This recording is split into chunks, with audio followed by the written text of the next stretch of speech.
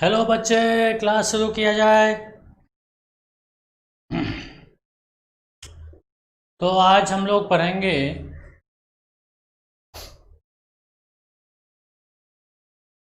Galvanometer instrument पढ़ेंगे।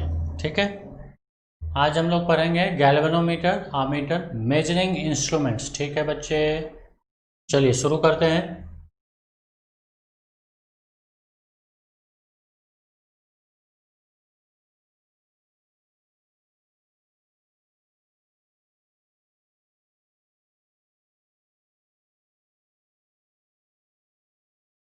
Measuring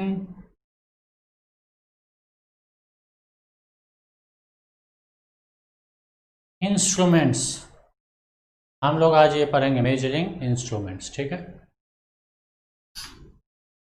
क्या क्या पढ़ना है आपको?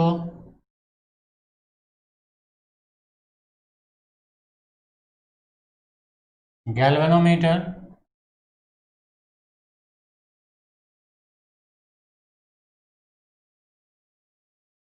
आमीटर,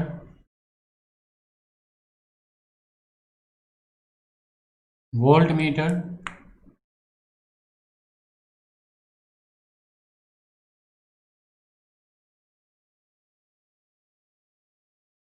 पोटेंशियोमीटर, मीटर ब्रिज,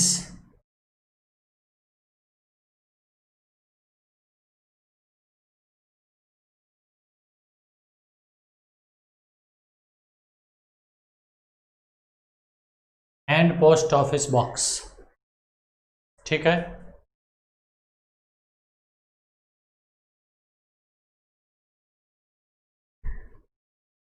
तो वन बाय वन हम लोग पढ़ेंगे।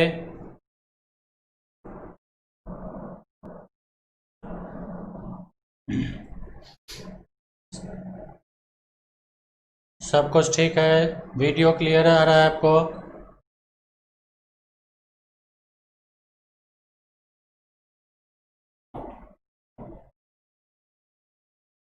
आवाज़ आ रही है? टाइप कीजिए एक बार, यस टाइप कीजिए सभी लोग।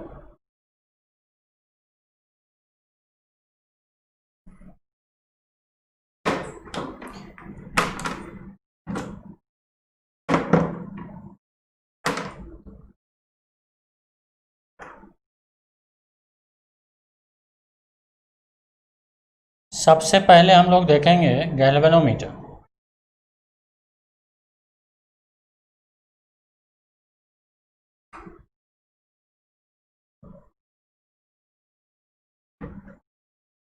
अब आइए वन बाय वन हम लोग पढ़ेंगे। तो पहला आता है galvanometer.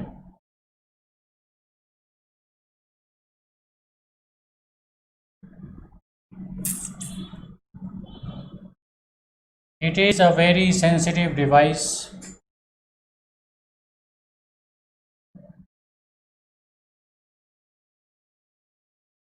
used to measure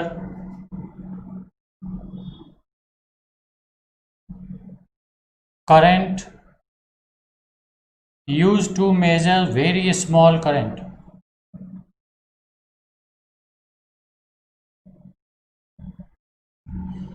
It is a very sensitive device used to measure very small current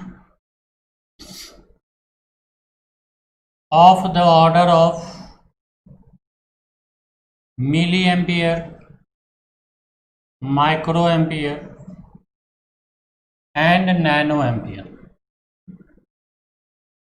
It is a very sensitive device used to measure current of very small current of the order of milliampere, microampere and nanoampere. ठीक है, milli ampere क्या होता है? 10⁻³ micro क्या होता है? 10⁻⁶ और nano क्या होता है? 10⁻⁹. It also gives us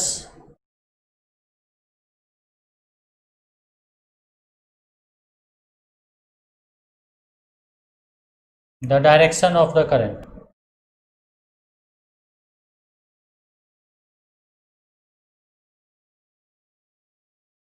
ठीक है। गैल्वेनोमीटर बहुत ही सेंसिटिव डिवाइस है, इससे हम लोग स्मॉल करंट को मेजर करते हैं, वेरी वेरी स्मॉल करंट। ठीक, milli ampere, micro ampere, nano ampere, इस तरह के करंट को मेजर करते हैं।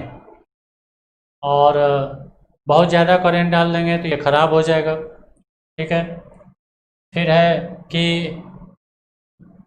ये आपको डायरेक्शन भी बताता है। कई बार आप देखे होंगे कोई टीवी वगैरह ठीक करने आपके घर में आया होगा, ऐसा 2 पॉइंटर लगाता है और वो देखता है कि वो किधर डिफ्लेक्ट कर रहा है, उसके हिसाब से उसमें करंट चेक करता है। ठीक है। तो इसका जो नीडल होता है, इसका जो नीडल होता है, ऐसा एक डिस्प्ले टाइप का होता है जिसमें ये नीडल बीच में होता है। तो ये इधर भी डिफ्लेक्ट कर सकता है और इधर भी डिफ्लेक्ट कर सकता है, इधर भी डिफ्लेक्ट कर सकता है, इधर भी डिफ्लेक्ट कर सकता है। तो ये आपको डायरेक्शन भी बताता है। घर में आपके यदि एसी लगा हुआ हो तो उसमें वोल्ट मीटर होता है, वोल्टेज बताता है। उसका देखिएगा कि उसका जो इंडिकेटर है वो हमेशा इस साइड होता है और वो ऐसा मूव करता है। ठीक है।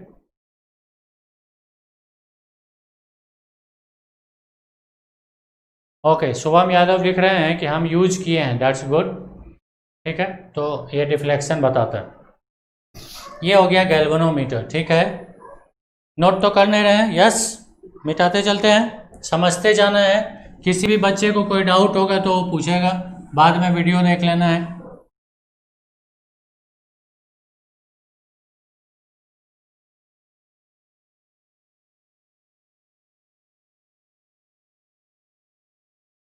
अब जैसे आपको बताया कि इसका जो पॉइंटर होता है ये बिल्कुल मिडिल में होता है, ये मिडिल में होता है ना।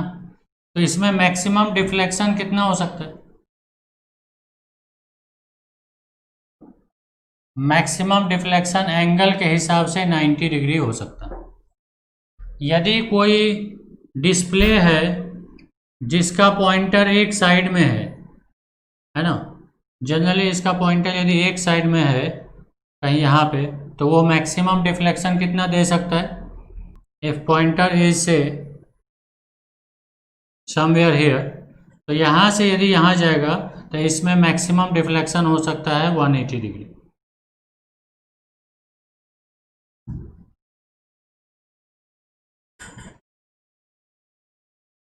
तो यदि पॉइंटर एक साइड में है तो उसका डिफ्लेक्शन 180 हो सकता है, यदि पॉइंटर बीच में है तो उसका डिफ्लेक्शन दोनों साइड में हो सकता है 90 हो सकता है। ठीक है। हम लोग सर्किट में उसको G से दिखाएंगे।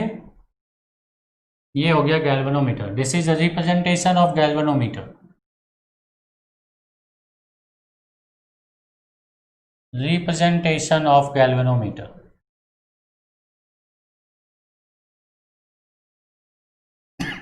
ठीक है। अब आप देख रहे हैं कि मैक्सिमम डिफ्लेक्शन इज 90 डिग्री, तो उसको IG से दिखाते हैं। IG को बोलते हैं maximum deflection current. Maximum deflection current, maximum deflection current. ठीक है। और डेफिनेशन भी लिख सकते हैं, current for which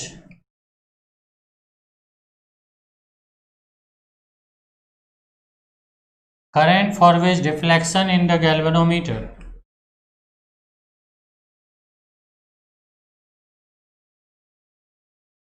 is maximum. Current for which deflection in the galvanometer is maximum.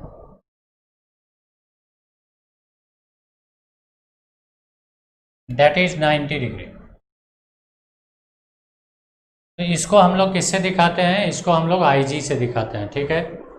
चलिए, 11 लोग देख रहे हैं, 4 लाइक्स है। Okay, maximum is 90 degree. Then is the RG से हम लोग दिखाते हैं रेसिस्टेंस ऑफ गैल्वेनोमीटर।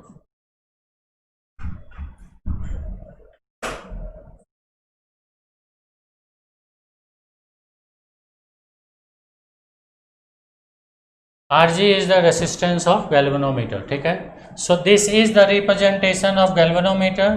जहां भी यहाँ रहेगा ऐसा लिखा रहेगा और ये IG लिखा रहेगा और RG लिखा रहेगा। तो आपको इसमें दिया रहेगा कि इसका रेजिस्टेंस क्या है और इसमें मैक्सिमम डिफ्लेक्शन करंट क्या हो सकता है। ठीक है, इतनी बातें सब लोग समझ गए हैं तो एक बार फिर से यस लिखिए। एक बार फिर से सभी लोग यस लिखिए। गैल्वेनोमीटर को आज अच्छे से समझ लेना है बच्चों। ओके, टाइप करते रहो भाई यस।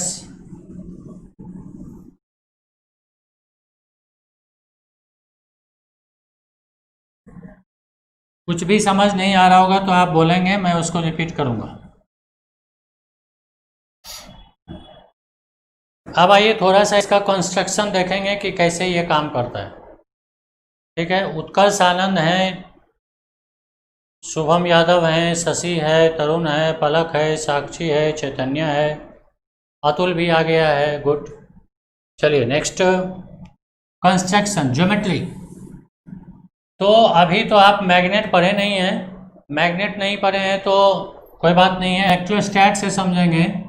तो डायपोल मोमेंट मल्टीप्लाइड नहीं, cross E will be equal to torque. ये आपको याद होगा, ये क्या होता है, torque. Torque acting on the dipole placed in uniform electric field.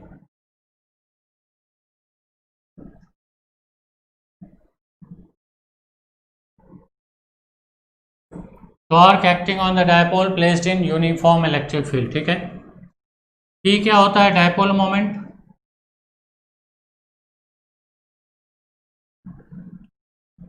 ई क्या होता है, डायपोल मोमेंट, और ई क्या होता है, इलेक्ट्रिक फील्ड।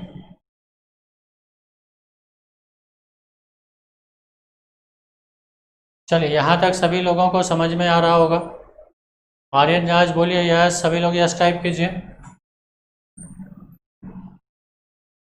इसी तरीके से हम लोग आगे पढ़ेंगे कि torque is equal to M cross B.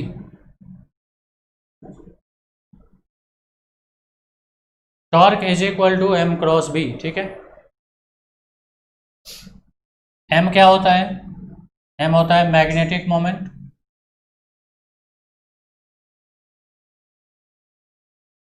M होता है मैग्नेटिक मोमेंट। बी क्या होता है, बी होता है मैग्नेटिक फील्ड। ठीक है, मैग्नेटिक फील्ड आप समझ सकते हैं कि इलेक्ट्रिक फील्ड का कज़न है, और मैग्नेटिक मोमेंट जो है वो डायपोल मोमेंट का कज़न है। मैग्नेटिक मोमेंट हम लोग आगे पढ़ेंगे, इसका फॉर्मूला होता है N I A. Magnetic moment का फॉर्मूला होता है एन आई ए। एन होता है नंबर ऑफ टर्न्स, क्या बोला मैं, नंबर ऑफ टर्न्स। ये क्या चीज़ है, तो ये समझ ही रहे हैं कि ये मैग्नेट का सब चैप्टर चल रहा है, तो अभी ये चीज़ हम लोग और आगे पढ़ेंगे। नंबर ऑफ टर्न मतलब मान लीजिए कि आपके पास एक सर्कुलर कॉइल है, एक बार तार को घुमाए हैं तो एक हो गया, दो बार घुमाए हैं तो दो हो गया, 50 बार घुमा दिए हैं तो 50 हो गया। तो नंबर ऑफ टर्न ये हो गया, जितनी बार आप तार को घुमाएंगे उसको बोलते हैं नंबर ऑफ टर्न। ठीक है, नंबर ऑफ टर्न। और आई तो नेचुरली करंट हो गया, आई जो है सो करंट हो गया, ए जो है सो एरिया वेक्टर हो गया।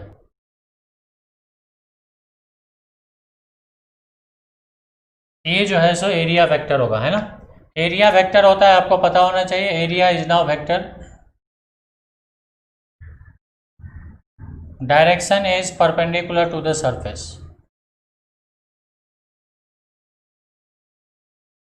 Perpendicular to the surface.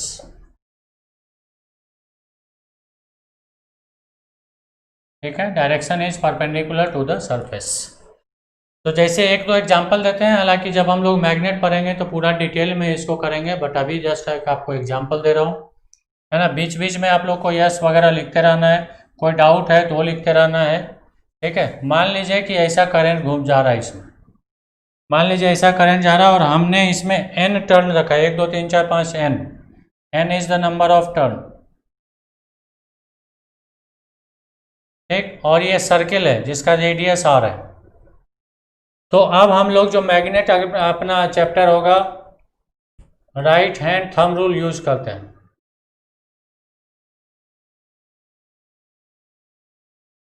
Right hand thumb rule हम लोग यूज करते हैं।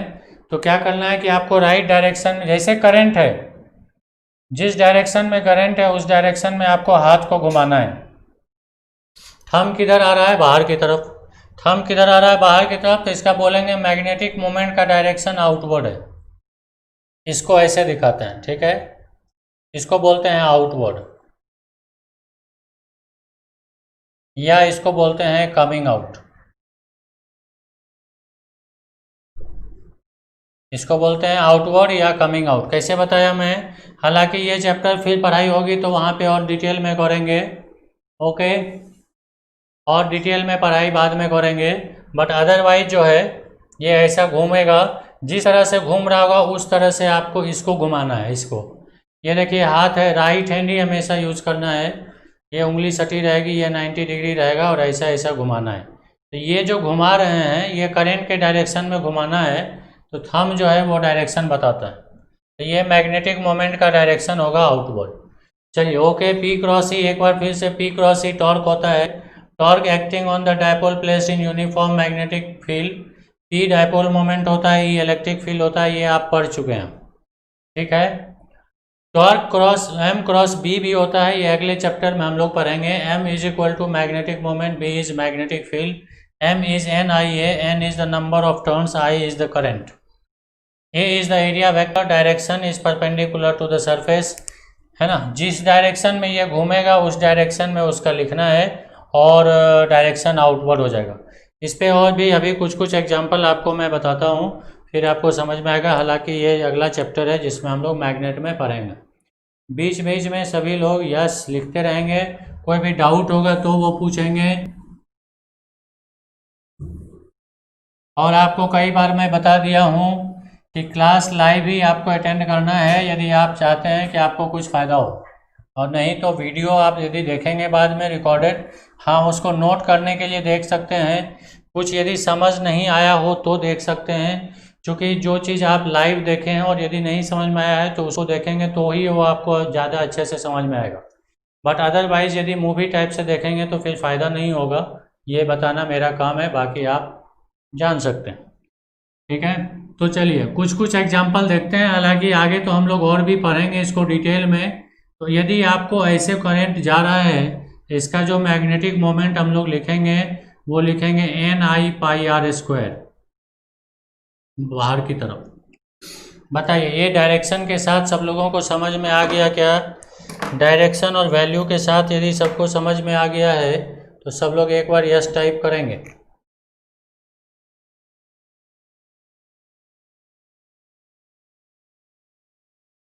एरिया लेना है, और एरिया का मतलब सिंपल जो एरिया होता है, सर्किल है, रेक्टेंगल है वगैरह जैसा होता है, वो एरिया लेना है। और उसके बाद जो है उसमें डायरेक्शन लगाना है। चलिए यदि अपन ऐसा करंट ले लें इस हिसाब से, तो अब देखिए हाथ किधर जा रहा है, हाथ अंदर की तरफ जा रहा है, तो ये इनवर्ड हो जाएगा। So the magnetic moment will be equal to N I pi R square inward. Inward को सर्किल में क्रॉस से दिखाते हैं, आउटवर्ड को सर्किल में डॉट से दिखाते हैं। इसको आप कह सकते हैं कि it is outward, it is outward, या इसको कह सकते हैं कमिंग आउट, इसको बोल सकते हैं गोइंग इनटू, गोइंग इनटू, या इसको बोल सकते हैं इनवर्ड, ठीक है। ये दो एग्जाम्पल हो गया, मेनली यही सब रहता है। बाकी एक दो और देख सकते हैं, रेक्टेंगल। यदि ये रेक्टेंगल है एल और बी का, और यदि इसमें करंट फ्लो कर रहा है समथिंग लाइक दिस, तो आप इस डायरेक्शन में हाथ घुमाओ, थंब चला गया अंदर, हाथ घुमाओ थंब चला गया अंदर, इसको राइट हैंड थंब रूल बोलते हैं। तो मैग्नेटिक मोमेंट हो जाएगा N I L B inward, N I L B inward, ऐसा मैग्नेटिक मोमेंट होगा, ठीक है। यदि करंट इधर से फ्लो कर रहा है तो हाथ ऐसा घुमाएंगे तो ये डायरेक्शन आ जाएगा बाहर, ठीक है, एल बी। तब मैग्नेटिक मोमेंट क्या हो जाएगा, NILB, किधर, आउटवर्ड। आप जितना भी शेप पढ़े हैं सारे शेप में ये सवाल हो सकता है। रेक्टेंगल हो गया, अब स्क्वायर देखते हैं। This is the square. Square में यदि करंट इधर आ रहा है, स्क्वायर में यदि करंट इधर आ रहा है, हाथ घुमाइए, थंब अंदर चला गया, इसका जो मैग्नेटिक मोमेंट होगा वो हो जाएगा NIA स्क्वायर, डायरेक्शन हो जाएगा इनवर्ड। बोलिए बच्चे ओके। यदि स्क्वायर में करंट जो है एंटी क्लॉकवाइज हो जाए, एंटी क्लॉकवाइज डायरेक्शन में यदि हाथ घुमाइएगा तो ये बाहर की तरफ आता है, तो मैग्नेटिक मोमेंट हो जाएगा NIA स्क्वायर आउटवर्ड।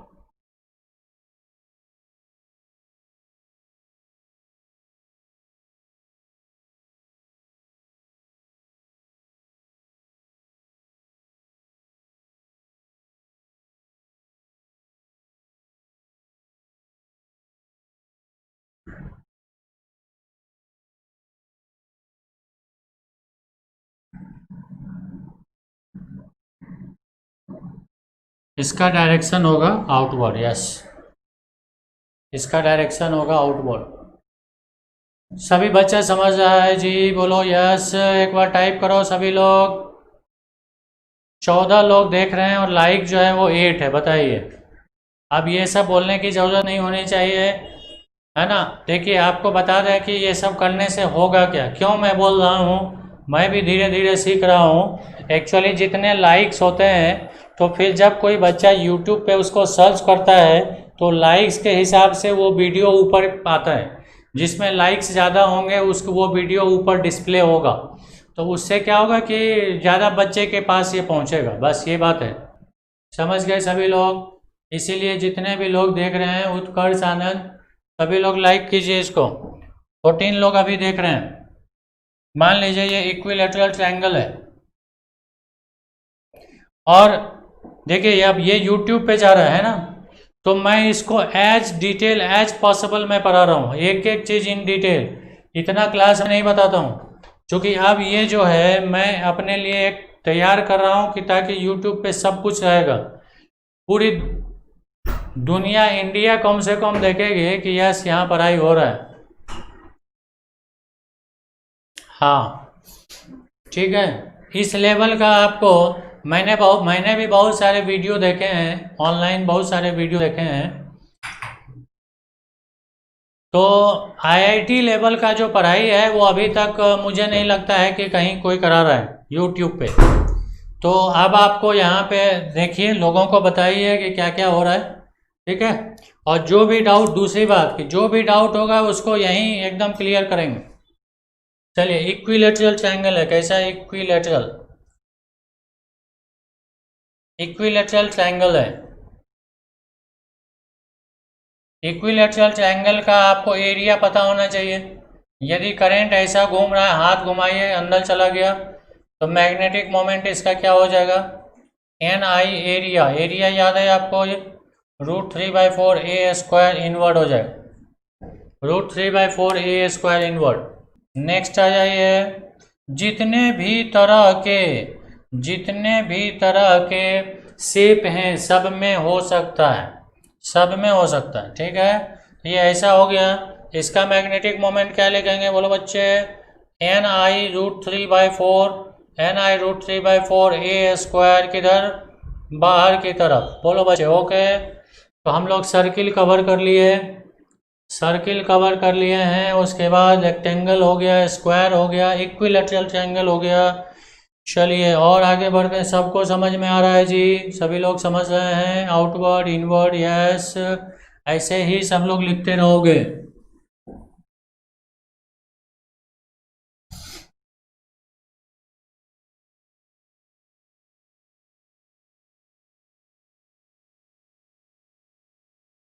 और क्या क्या शेप हो सकता है आप बताइए, कमेंट में कीजिए तो, और क्या क्या शेप हो सकता है।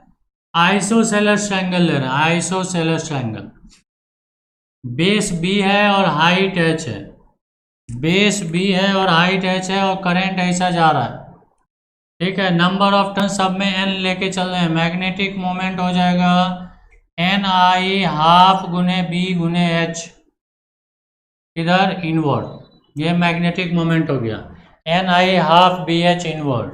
दूसरा हो सकता है आइसोसेलेस में, है ना, करंट जा रहा है इस तरह से, इसका मैग्नेटिक मोमेंट क्या हो जाएगा बोलो बच्चे?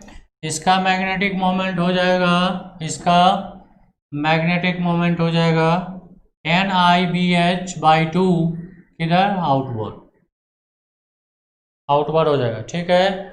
और क्या हो सकता है? ट्रेपेजियम, यस, ट्रायंगल तो सारा हो ही गया। एक स्केलिन ट्रायंगल छोड़ दे रहे हैं, स्क्रीन ट्रायंगल का जो भी एरिया होगा उसके हिसाब से होगा। कोई भी शेप ले सकते हैं आप, ऐसा कर दिए, मान लीजिए ये करंट ऐसा जा रहा है ना, तो ये जो है ये 2R हो जाएगा, ये भी 2R हो जाएगा, और ये L कर दिए, तो मैग्नेटिक मोमेंट इसका क्या हो जाएगा बोलो बच्चे? πr², πr²/2, πr²/2, तो πr² इसका एरिया हो गया, और L गुने 2R गुने नंबर ऑफ टर्न्स गुने current, and that will be inward. देखो ये सब शेप आने वाले IIT मेंस में वगैरह में आएगा, ये सब कहीं मिलेगा नहीं तुमको, है ना, ये सब कहीं भी मिलेगा नहीं, एकदम ताज़ा तरीन मार्केट में लॉन्च किया हुआ फ्रेश अराइवल, ये हो गया। और क्या ले सकते हो? एक ये ले लो, क्या है ये बोलो? एलिप्स, क्या है? इट इज एलिप्स, ठीक है। एलिप्स का डायरेक्शन ये हो गया, यदि ये साइड ले लो A और ये साइड ले लो B, तो डायरेक्शन इनवर्ड हो जाएगा, तो इसका मैग्नेटिक मोमेंट हो जाएगा कितना? NIAB, NIAB, है ना, पाई AB। एलिप्स का एरिया क्या होता है? एरिया ऑफ एलिप्स क्या होता है बोलो बच्चे? एरिया ऑफ एलिप्स क्या होता है? πAB होता है, ठीक है। तो NIAB डायरेक्शन लगाओ इनवर्ड। हेक्सागोन ले सकते हो, हेक्सागोन का यदि साइड A है तो ये 6 ट्रायंगल में डिवाइड होता है, ठीक है, 1 2 3 4 5 6, और ये सब के सब इक्विलेटरल ट्रायंगल होता है।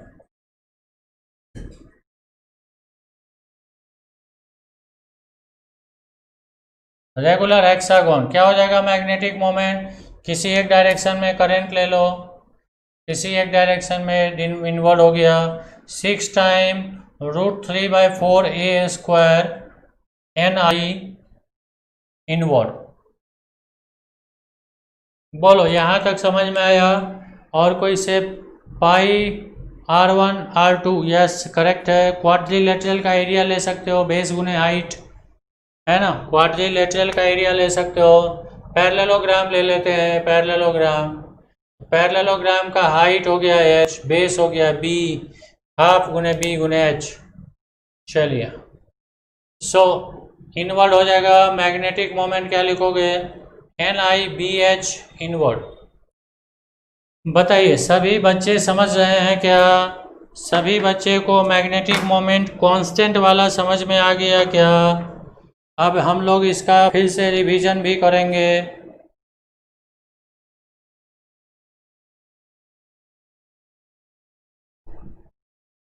मैग्नेटिक मोमेंट, मैग्नेटिक फील्ड जब पढ़ेंगे तो वहाँ मैग्नेटिक मोमेंट भी फिर से करेंगे।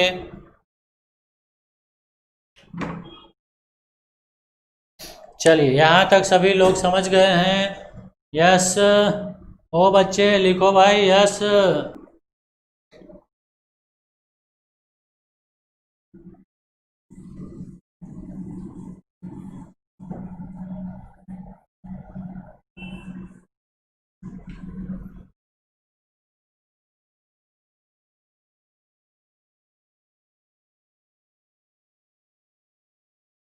चलिए अब आइए हम लोग करेंगे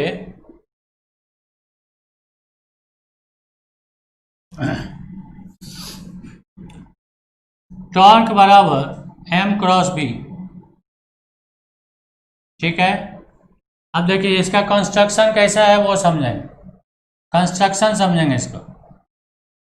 हालांकि ये जो गैल्वेनोमीटर है इसका दूसरा नाम मूविंग कॉइल गैल्वेनोमीटर भी है। क्या बोला मैं? इसका दूसरा नाम मूविंग कॉइल गैल्वेनोमीटर भी है, जिसको हम लोग मैग्नेटिज्म में फिर से पढ़ेंगे। बट यहाँ पे समझ लेंगे कि ये कैसे काम करता है। ये एक नॉर्थ पोल है और ये एक साउथ पोल है, नॉर्थ पोल साउथ पोल। ठीक है, इसका मैग्नेटिक फील्ड होगा जैसे इलेक्ट्रिक फील्ड होता है, मैग्नेटिक फील्ड होगा कुछ ऐसा। इसको बोलते हैं रेडियल मैग्नेटिक फील्ड। ठीक है, इसको क्या बोलते हैं? रेडियल मैग्नेटिक फील्ड, ऐसा। ठीक, ये रेडियल मैग्नेटिक फील्ड हो गया। ये जो है ये मैग्नेटिक फील्ड हो गया बी। अब जरा ध्यान दीजिएगा, समझना पड़ेगा थोड़ा सा। मान लीजिए कि ऐसा कोई कॉइल है, ऐसा गोला है, रेक्टेंगल भी हो सकता है, स्क्वायर भी हो सकता है। ठीक है, हम उसमें ऐसा मैग्नेट लगा दिए, इसको शू मैग्नेट बोलते हैं। क्या बोलते हैं? शू मैग्नेट, जूता के शेप का ऐसा होता है शू मैग्नेट। तो इधर मान लेते हैं नॉर्थ है, इधर मान लेते हैं साउथ है, तो इसका मैग्नेटिक फील्ड लाइंस होगा। जैसे इलेक्ट्रिक फील्ड लाइंस होता है प्लस से माइनस की तरफ, वैसे ही मैग्नेटिक फील्ड लाइंस होता है नॉर्थ से साउथ की तरफ। नॉर्थ पोल को हम लोग पॉजिटिव लेते हैं और साउथ पोल को हम लोग नेगेटिव लेते हैं। तो नॉर्थ से साउथ की तरफ मैग्नेटिक फील्ड होता है, तो इस डायरेक्शन में होगा, ऐसा होगा, ऐसा होगा, ऐसा होगा, ऐसा होगा, यानी कि इस तरह में होगा। और जो इसमें तार लपेटते हैं वो ऐसा लपेटते हैं, ऐसा। तार जो लपेटते हैं वो ऐसा लपेटते हैं, मतलब तार जो लपेटा हुआ है और जो मैग्नेटिक फील्ड में है वो एक ही प्लेन में होगा। तो ये क्या होगा कि ये गोला जब घूमेगा, ध्यान देना हाथ पे, ये थोड़ा समझने वाली बात है। हालांकि मूविंग कॉइल गैल्वेनोमीटर एक बार फिर से बताएंगे। ठीक है, ये क्या लिखा है? मोटर टारा। ठीक है, तो देखिए ये जो है ये समझ लेना है कि तार ऐसा लपेटा हुआ होगा, तार ऐसा होगा। तो तार ऐसा होगा तो मान लो ये करंट हो गया है ना, ये करंट हो गया, करंट हो गया तो मैग्नेटिक मोमेंट किधर होगा? नीचे होगा। मैग्नेटिक मोमेंट किधर होगा? नीचे होगा। मान लो करंट ऐसा जा रहा है, ऐसा उल्टा कर दिया, एक बार ऐसे घुसाए तो करंट ऐसे जा रहा था तो मैग्नेटिक मोमेंट नीचे हो गया, एक बार उल्टा करके घुमा दिए, घुसा दिए तो करंट ऐसे जा रहा है तो मैग्नेटिक मोमेंट ऊपर होगा। तो मैग्नेटिक फील्ड इधर है और मैग्नेटिक मोमेंट ऊपर है या नीचे है, या तो ऊपर है या तो नीचे है, तो दोनों के बीच का एंगल कितना हो जाएगा? 90 डिग्री होगा। दोनों के बीच का एंगल 90 होगा। थोड़ा सा यदि ये घूम भी जाएगा, थोड़ा सा घूम भी जाएगा तो भी 90 ही रहेगा, चूंकि ये परपेंडिकुलर है। बोलो बच्चे यस, एक बार यस लिखो। ठीक, तो ये जो मैग्नेटिक फील्ड है, तो कॉइल जो इसमें लपेटेंगे वो कुछ ऐसा लपेटेंगे, ऐसा कॉइल लपेट दें। ये दो पॉइंटर निकाल दें जिसको हम लोग टच कराएंगे और उसके हिसाब से वो उसमें करंट होगा। तो ये बात ध्यान रखना है कि angle between magnetic moment and magnetic field will always be 90 degree, हमेशा 90 डिग्री होगा। ठीक है बच्चे, अब देखो क्या होगा कि ये जो गोला है, ये जो गोला है, ये इसमें एक तार लपेटते हैं, तार से इसको लटकाए रखते हैं, और ये जो तार है यहाँ पे ऐसा इंडिकेटर में फंसा रहता है। ठीक है, इंडिकेटर में फंसा रहता है। इस तार को बोलते हैं टॉरसॉइन वायर। क्या बोलते हैं? टॉरसॉइन वायर।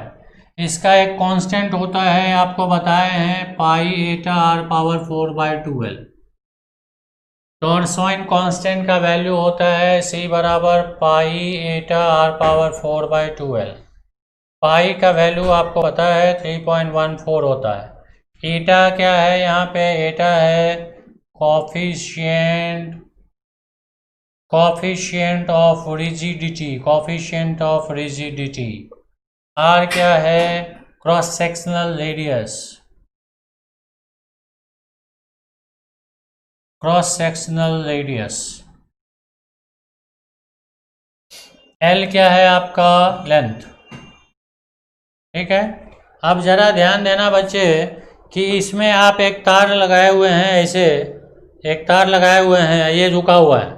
अब यदि ये घूमेगा तो ये क्या होगा, ये देखना, मेरे स्किन को देखना, तो ये स्किन में ट्विस्ट होगा, ट्विस्ट होगा। तो अभी देखो क्या है कि जब तुम इसमें करंट नहीं डालोगे तो ये रिलैक्स रहेगा, तो ये पॉइंटर तुम्हारा बीच में रहेगा। मान लो तुम्हारे पास 1 एम्पियर का करंट है, मान लो तुम्हारे पास 1 एम्पियर करंट इसमें तुम डाल दिए। जैसे ही तुम करंट डाले इसमें करंट घूमना शुरू हो गया, करंट जा रहा है तो उसका मैग्नेटिक मोमेंट डेवलप हो जाएगा, है ना। मैग्नेटिक मोमेंट आ गया, मैग्नेटिक मोमेंट आ गया तो टॉर्क आ गया M cross B, magnetic moment आएगा तो टॉर्क आएगा M cross B।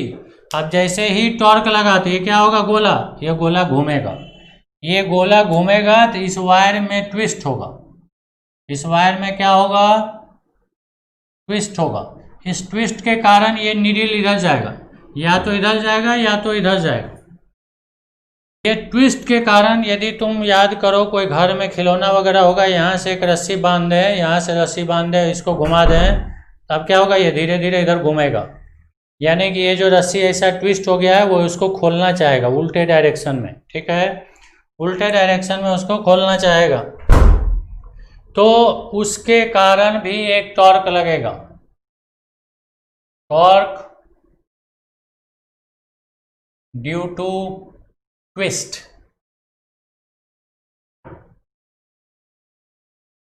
In the torsion wire. अब जितना ज्यादा ये ट्विस्ट होगा उतना ज्यादा टॉर्क लगेगा,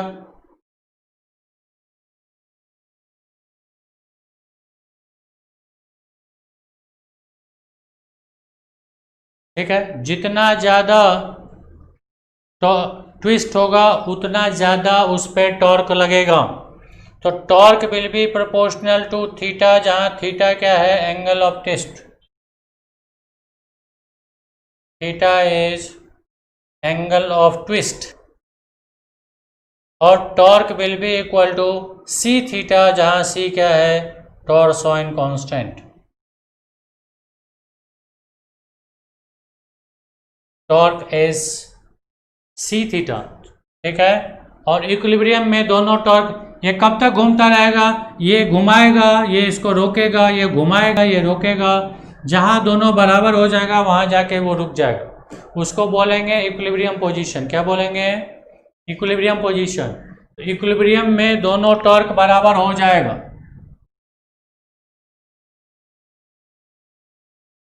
eight equilibrium torque due to theta will be equal to torque due to magnetic field. चलो बच्चे, इतना समझ में आ रहा है, एक बार सभी लोग यस लिखो जरा, सभी लोग यस लिखिए।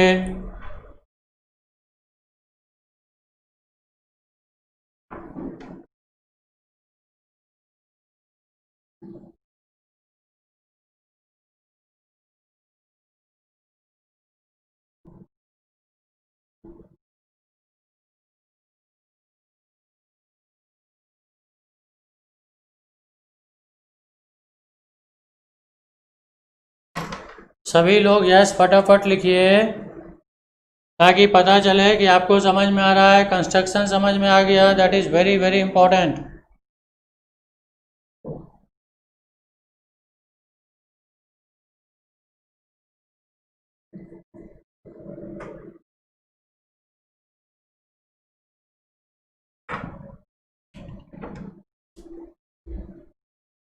चलिए आगे बढ़ते हैं।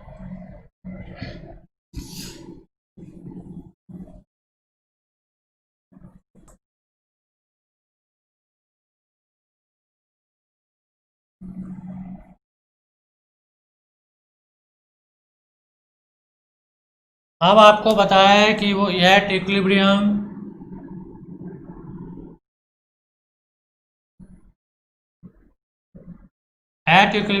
Torque due to angle of twist will be torque due to magnetic field.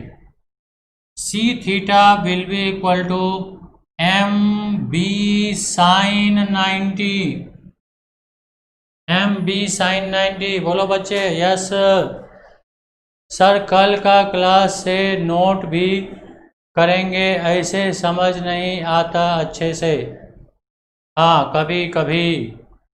हाँ तो नोट भी कर लो भाई। तुम ही लोग तो बोले कि नोट नहीं करना है।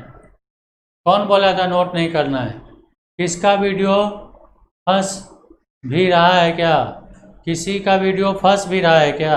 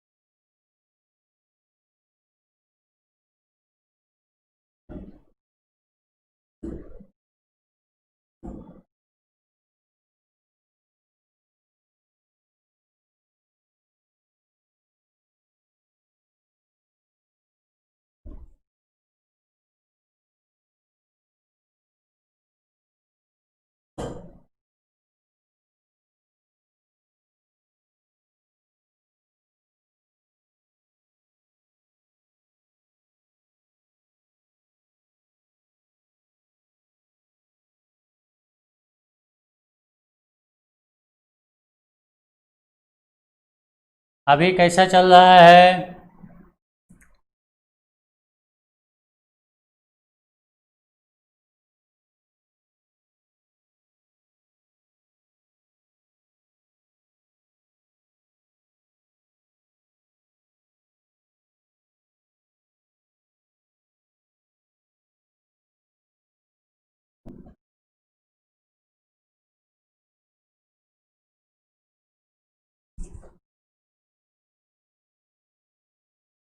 अच्छा आज वाला नोट करेंगे बाद में, लेकिन कॉल से साथ में ही नोट करेंगे, ठीक है? ये सही है।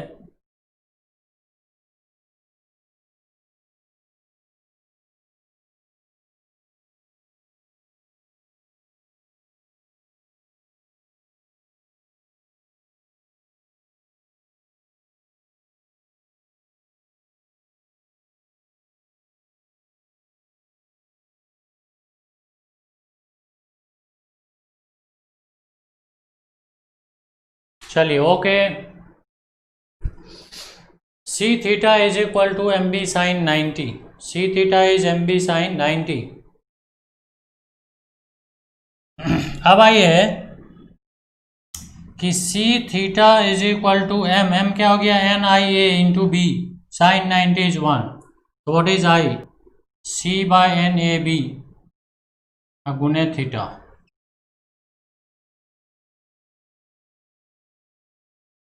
सी आई बराबर N C theta by N A B, ठीक है? So I is proportional to theta. I is proportional to theta, ठीक है?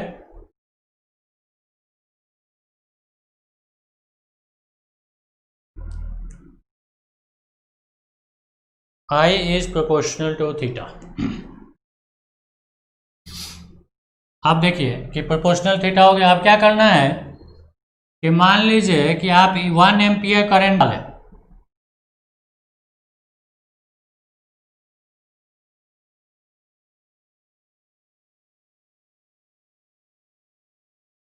सपोज 1 एम्पियर करंट डाले, ठीक है? और इसमें कुछ डिफ्लेक्शन हो गया, यहाँ आ गया। आपको पता है कि 1 एम्पियर है तो यहाँ लिख दीजिए 1 एम्पियर। फिर करंट बढ़ा दीजिए, अपोजिट डायरेक्शन में ले जाके 1 एम्पियर डाल दीजिए, फिर 2 एम्पियर डालिए, फिर 3 एम्पियर डालिए, और फिर 4 एम्पियर डालिए, लाइक दिस। सब पे मार्किंग कर दीजिए। अब आपका जो है गैल्वेनोमीटर तैयार हो गया। ये मैंने ज़्यादा वैल्यू लेके बताया है, मिली एम्पियर ले सकते हैं, माइक्रो एम्पियर ले सकते हैं, नैनो एम्पियर ले सकते हैं। बोलिए बच्चे ओके।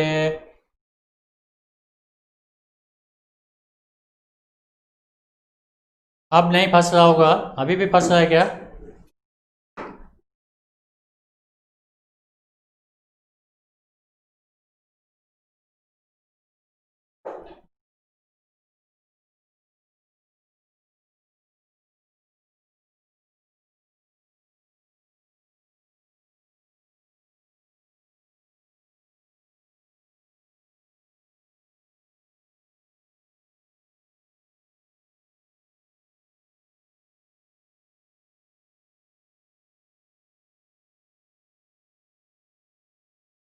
ओके,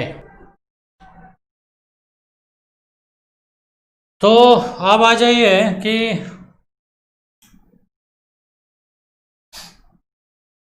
C/NA/B/थीटा, ठीक है, तो करेंट प्रोपोर्शनल थीटा आ गया, तो यहाँ से अब आप मेजर करके निकाल सकते हैं। C बाय, अच्छा, I will be equal to C/NA/B गुने थीटा। तो यदि थीटा बाय आई करें, ये हो जाएगा NA/B/C, है ना, NA/B/C। इसको बोलते हैं current sensitivity.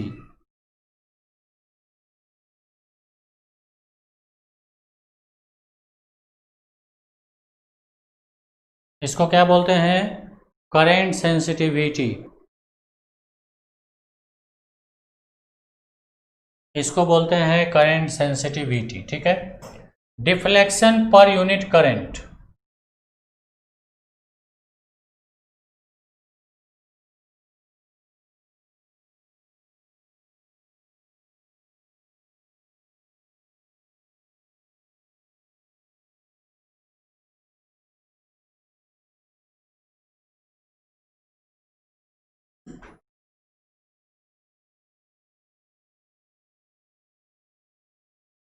Deflection per unit current is called current sensitivity, ठीक है। इसका यूनिट क्या होगा? डिवीजन पर एम्पियर या डिवीजन पर मिली एम्पियर या डिवीजन पर माइक्रो एम्पियर या फिर डिवीजन पर नैनो एम्पियर, ऐसा कुछ आएगा, ठीक है।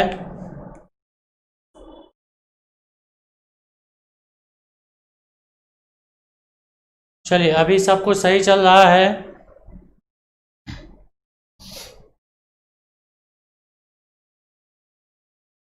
अभी सभी लोगों का वीडियो सही चल रहा है क्या?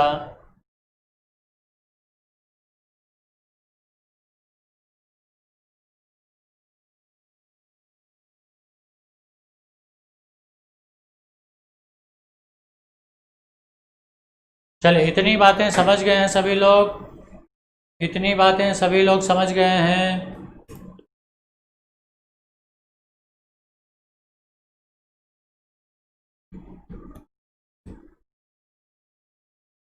Okay,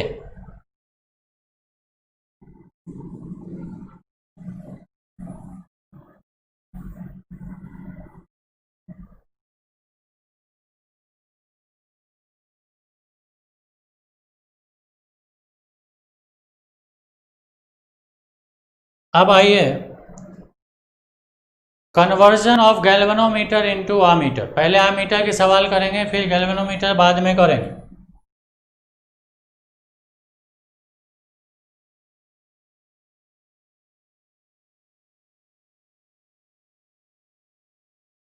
conversion of galvanometer into an ammeter. Galvanometer को आमीटर कैसे बनाते हैं? तो अब देखिए कैसे बनाएंगे।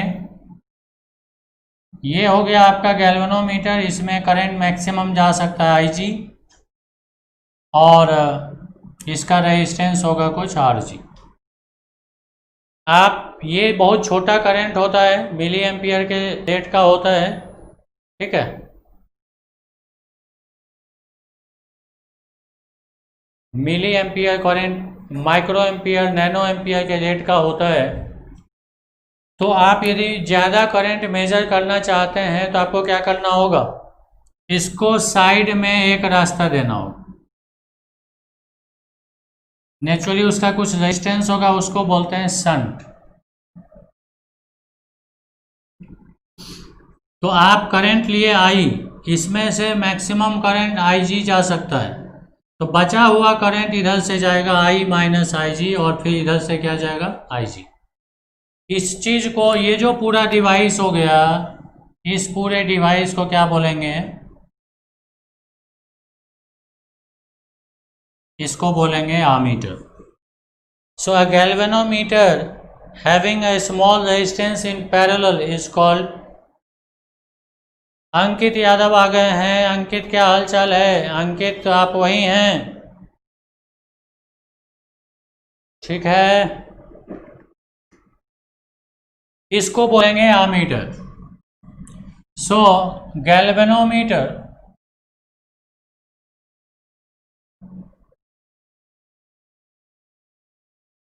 having small resistance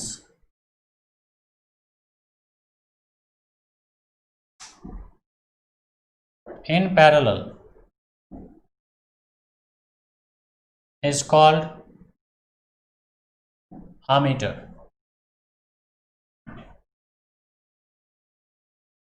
ठीक है, गैल्वेनोमीटर में यदि एक पैरेलल में, ठीक है, मैं भी ठीक ही हूँ। और पढ़ाई लिखाई कैसे चल रही है? आपका एग्ज़ाम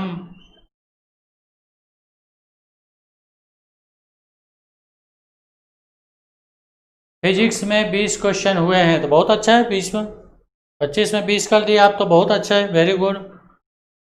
तो कुछ पार्टी वगैरह हो जाए, और क्या बोलते हैं, कोई पार्टी वगैरह कुछ कीजिए। ammeter is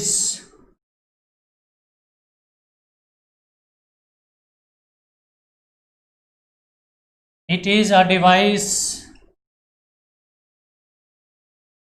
used to measure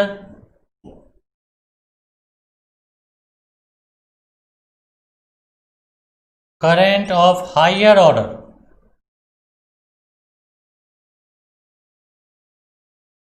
it is a device use to measure current of higher order. मतलब ज़्यादा करंट मेजर करना है तो आपको आमीटर लगाना होगा, और कम करंट मेजर करना है तो गैल्वेनोमीटर लगाना होगा। ठीक है, now galvanometer in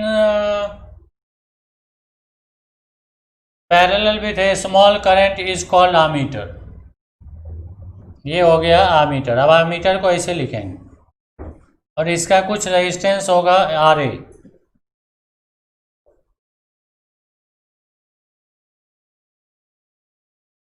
resistance of ammeter. चलिए, इतना सब लोग समझ गए हैं क्या? इतना सभी लोग समझ गए हैं?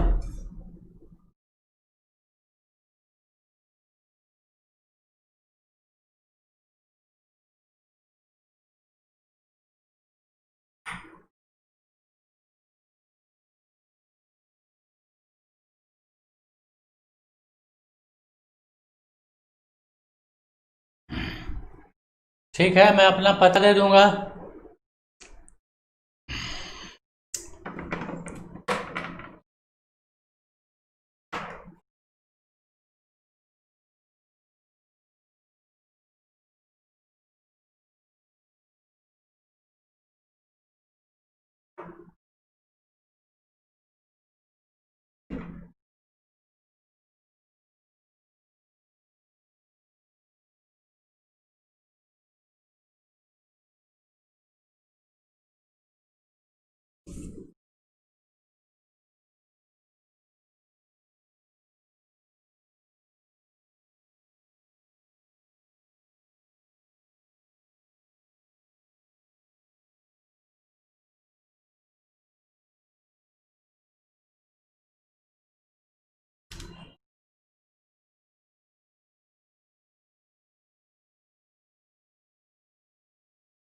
आई जी, आर जी, शंट,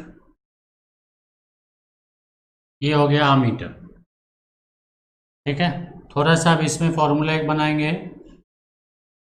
आई आई जी, बचा हुआ आई माइनस आई जी, और ये हो गया आई। चूंकि दोनों पैरेलल में है इसलिए दोनों का वोल्टेज सेम होगा, दोनों का वोल्टेज सेम कर देंगे। I G R G will be I minus I G गुने एस। यहाँ से शंट का डायरेक्ट फॉर्मूला आता है, I G R G by I minus I G, I G R G by I minus I G. ठीक है, I is the current through ammeter, maximum current. यदि I बहुत बड़ा हो जाए, यदि आई बहुत बड़ा हो जाए आई जी से, तब शंट बराबर क्या लिखेंगे, I G R G divided by I. But कोशिश करेंगे कि उसको नेग्लेक्ट ना करें। एक तो एक फॉर्मूला ये हो गया शंट का डायरेक्ट। दूसरा फॉर्मूला एक बनता है, दो ही फॉर्मूला बनता है, I G R G will be equal to I S minus I G गुने एस। इसको इधर ले आइए, I G R G plus I G S is equal to I गुने S. So I G common, R G plus S will be equal to I S. So what is I, it is R G plus S by S, I G. तो आप ये कह सकते हैं कि आई जो है वो तो करंट इसमें से तो आई जी ही जा रहा है, तो यस, जितना ज़्यादा आई जी होगा उतना ज़्यादा आई होगा। तो यदि ये 1 मिली एम्पियर है, ये 1 एम्पियर है, तो यदि 2 हो जाएगा तो ये 2 एम्पियर हो जाएगा, ये 3 मिली एम्पियर है तो ये 3 एम्पियर हो जाएगा। इस तरह से इसको मेजरमेंट करते हैं। और ये जो are G plus S by R G है, इसको मल्टीप्लाइंग फैक्टर बोलते हैं। क्या बोलते हैं, मल्टीप्लाइंग फैक्टर। यानी कि आई जी में आप कितने से मल्टीप्लाई करेंगे तो आपको मैक्सिमम करंट मिलेगा, आई जी में कितने से मल्टीप्लाई करेंगे तो आपको मैक्सिमम करंट मिलेगा। बोलिए बच्चे यस। ये दोनों फॉर्मूले सब लोग समझ गए हैं क्या, ये दोनों फॉर्मूला सब लोग समझ गए हैं क्या।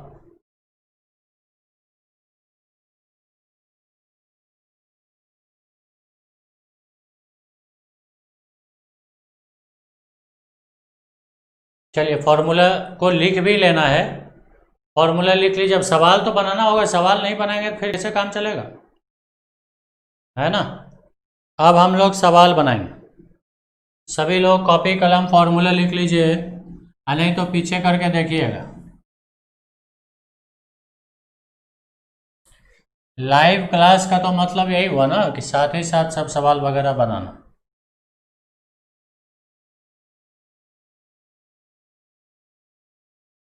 आई जी बराबर 1 milli ampere and R G will be equal to 50। Find shunt resistance required to convert it into an ammeter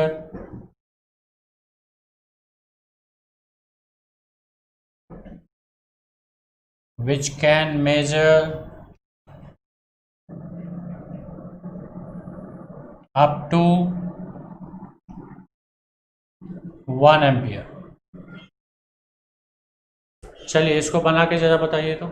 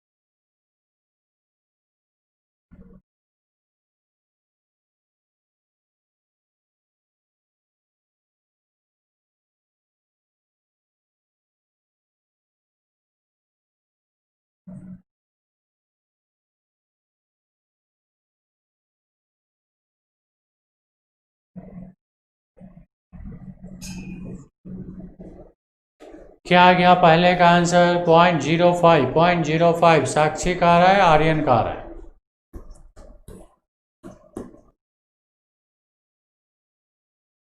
पलक का आ रहा है।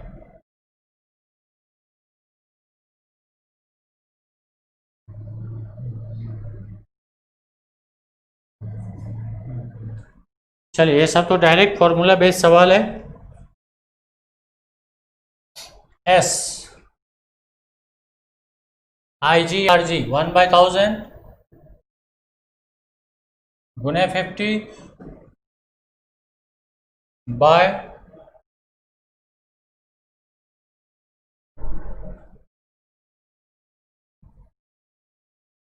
1 - 1/1000।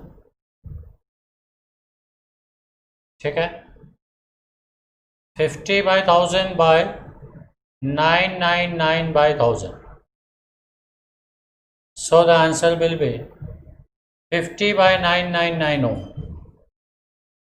और यदि नेग्लेक्ट करके बना दिए हैं तो 0.05 ओम।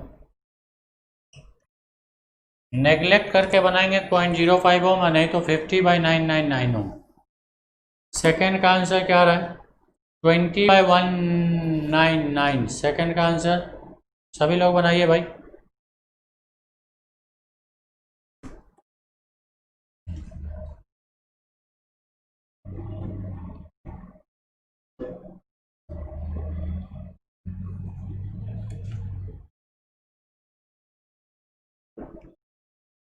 सेकेंड का आंसर हो जाएगा 1/100 into 20 divided by 2 - 1/100। So it is 20/100 divided by 299, 199/100. So it will be 20/199।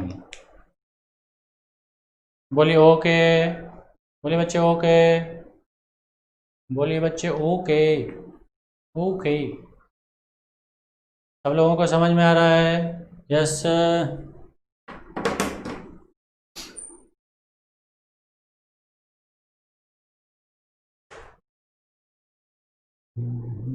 दोनों सवाल बना लिए हैं सभी लोग?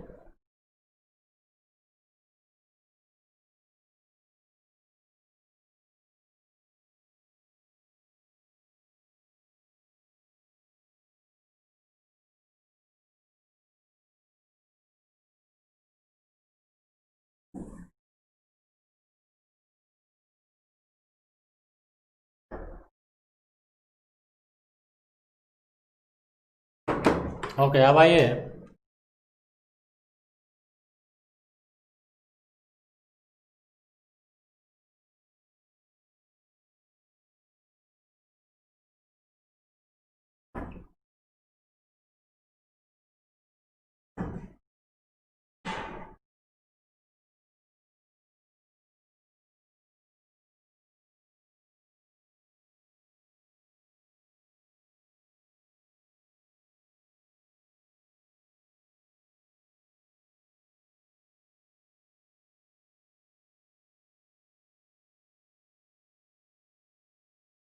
नेक्स्ट सवाल बनाइए।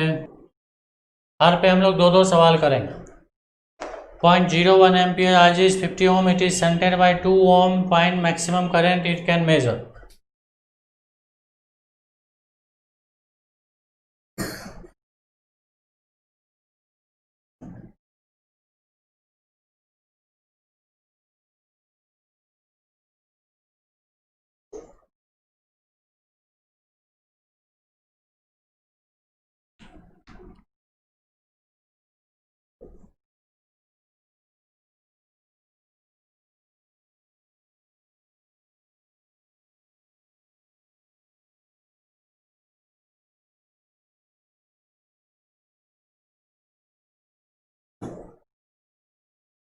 बताइए कितना आ रहा है?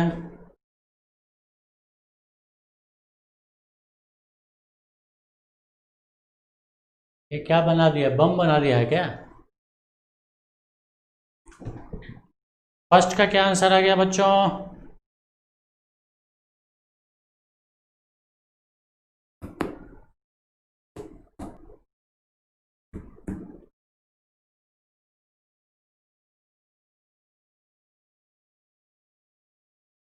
जल्दी कीजिए।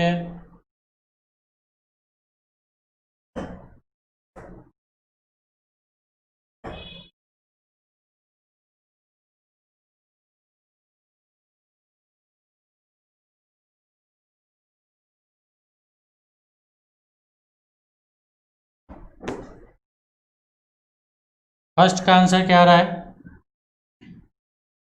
अभी संट दिया हुआ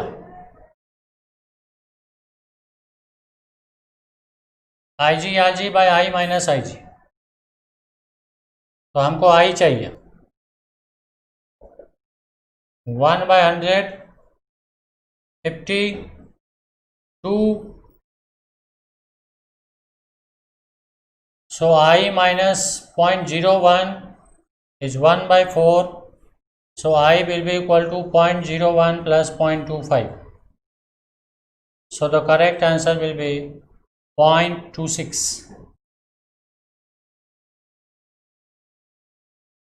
पहला का आंसर आएगा 0.26।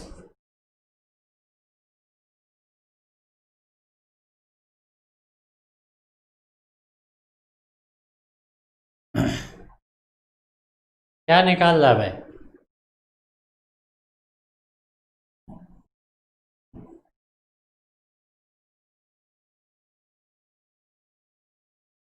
चलिए सेकंड देखिए, सेकंड हो जाएगा, शंट दिया हुआ है 10, 5/100 multiplied by 100 by I minus Ig, so that will give you I minus Ig is equal to 5/10, that is half. Half is 0.5, 0.5 plus 0.05, 0.5 plus 0.05, second का आंसर होगा 0.55, 0.55।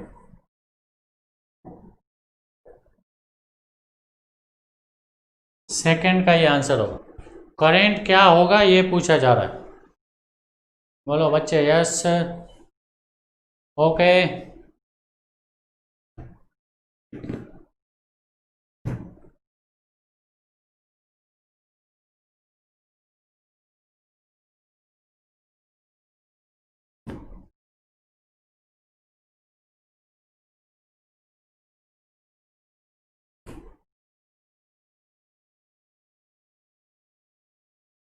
चलिए नेक्स्ट करते हैं।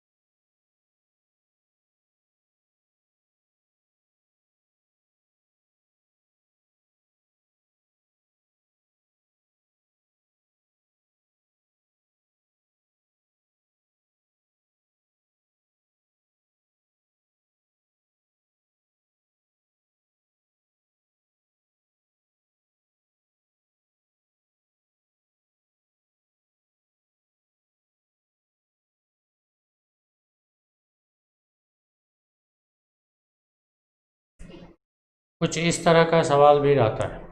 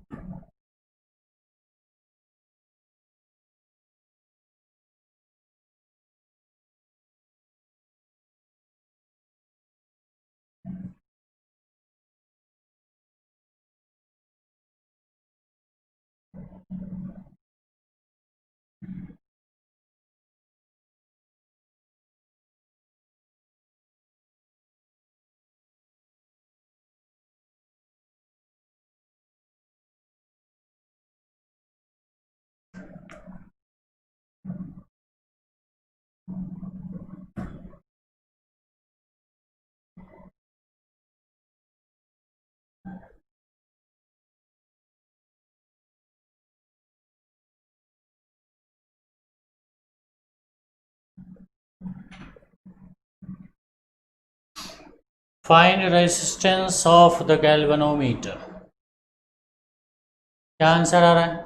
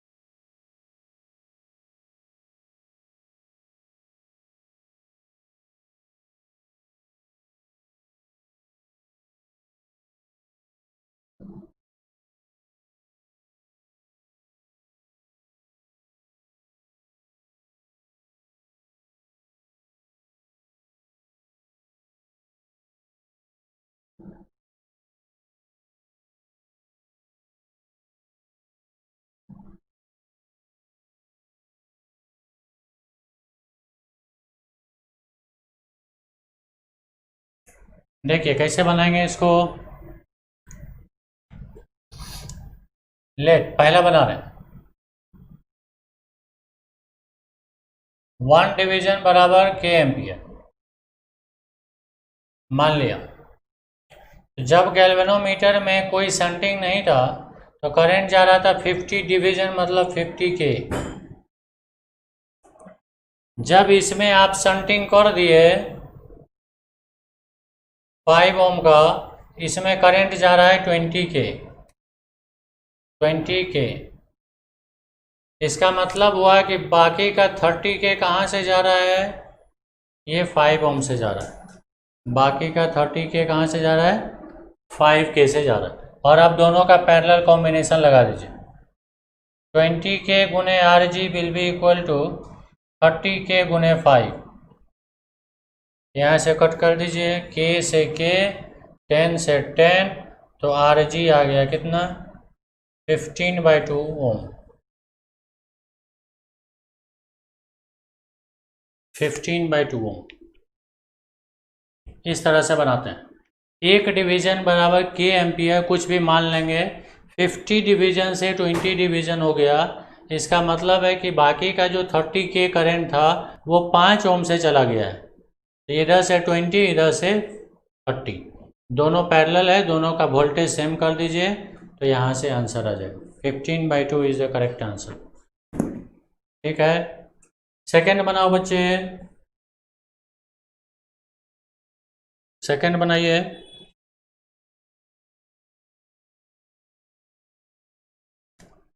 सेकेंड में क्या करोगे? 10 ohm, the current interrupts to 40 division to 20 division.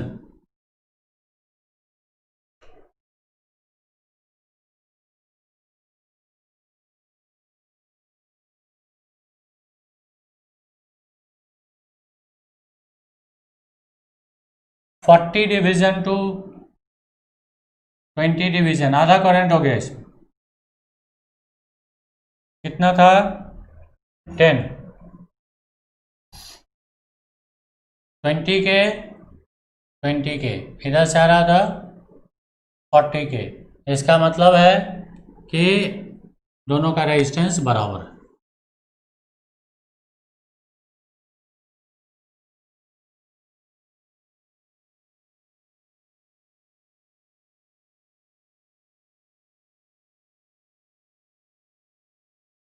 ठीक है, सभी लोग समझ गए हैं? बोलिए बच्चे यस।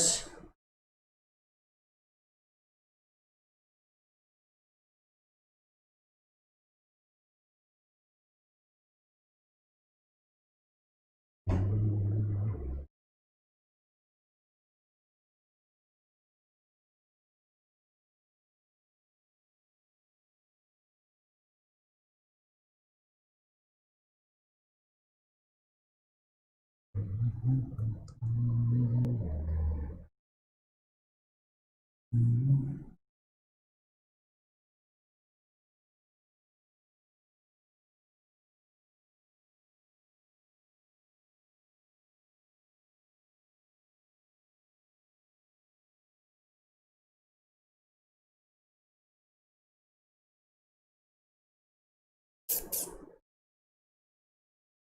है बच्चे, आज की क्लास यहीं समाप्त करते हैं। आज की क्लास यहीं समाप्त करते हैं, फिर हम लोग कल मिलेंगे। आज हम लोग गैल्वेनोमीटर किए और आमीटर किए। आमीटर का एक पार्ट बचा हुआ है जो सर्किट वाला पार्ट है। सर्किट वाले पार्ट में हम लोग आमीटर में देखेंगे कि करंट